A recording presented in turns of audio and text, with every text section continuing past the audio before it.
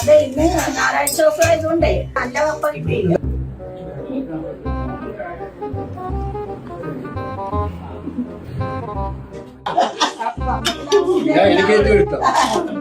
എല്ലാരും പറയുന്നു വലിയ മാറ്റം ഉണ്ടായിട്ട് 10 കൊല്ലായിട്ട് ഒരു കാര്യം അറിയാനായിട്ടാണ് നമുക്കൊരു 10,000 രൂപ ഉണ്ടെങ്കിൽ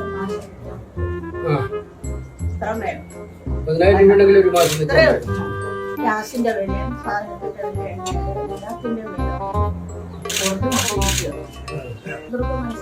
ഒരു പണിയില്ല. കഴിഞ്ഞ ആഴ്ചയില് ഇതുപോലെ ഹസ്ബൻഡ് 100 രൂപയായിട്ട് വന്നിട്ട് ഞാൻ അടുത്തൊരു കടയിൽ ചെന്നിട്ട് 1 കിലോ അരിക്ക് 60 രൂപ. 32 രൂപയായിരുന്നു 10 കൊല്ലം. മുളക് പൊടിക്കാണെങ്കിലും 100 രൂപ 100 രൂപയും കൊണ്ട് വന്നാൽ ഞാൻ 20 രൂപയ്ക്ക് പാലാണ്. 20 രൂപ കടം പറയേണ്ടി വരും. 20 രൂപ കടം പറയേണ്ടി വരും. നമുക്ക് ജീവിക്കാനും പോലും പറ്റാത്ത അവസ്ഥയാണ്. ഒരു മീൻ കറി വെക്കുന്നെങ്കിലും മല്ലിക്ക് വില കൂടിയിട്ടുണ്ട്. മല്ലി, മുളകിന് 700 രൂപ വരെ ആയി. കഴിഞ്ഞ ആഴ്ച വാങ്ങിച്ചിട്ട് 64 രൂപ എടുത്തു.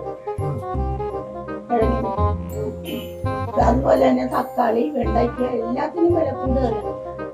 പണ്ടൊക്കെ എന്ന് പറഞ്ഞാൽ 10, 15, 20 രൂപയ്ക്കൊക്കെ വാങ്ങിച്ച സാധനമൊക്കെയാണ് ഇപ്പൊ 40 രൂപ 50 രൂപയ്ക്കൊക്കെ വാങ്ങിക്കും. എല്ലാം വെളിച്ചെണ്ണൊക്കെ ഇത്രയും വില കൂടിയില്ലേ? നിങ്ങളും ജീവിക്കാനാണോ കുഞ്ഞുങ്ങളായിട്ട്?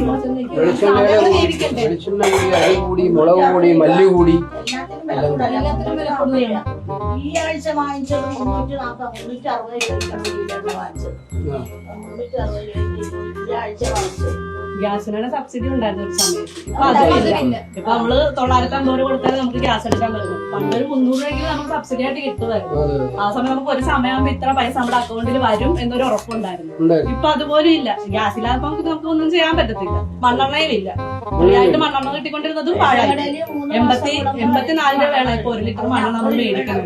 നമ്മുടെ സാധനം നമ്മൾ വേലിയെടുക്കുന്ന പൈസ കൊണ്ട് ചെന്നാൽ നമുക്ക് കുഞ്ഞുങ്ങളും ജീവിത പങ്കാളിയും ഒക്കെ ആയിട്ട് ഭക്ഷണം കഴിക്കാനുള്ള ഒരു ഇത് നമുക്ക് കിട്ടണം.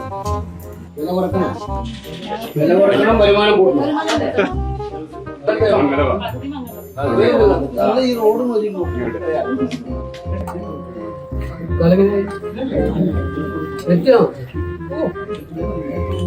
എങ്ങനെയാണ്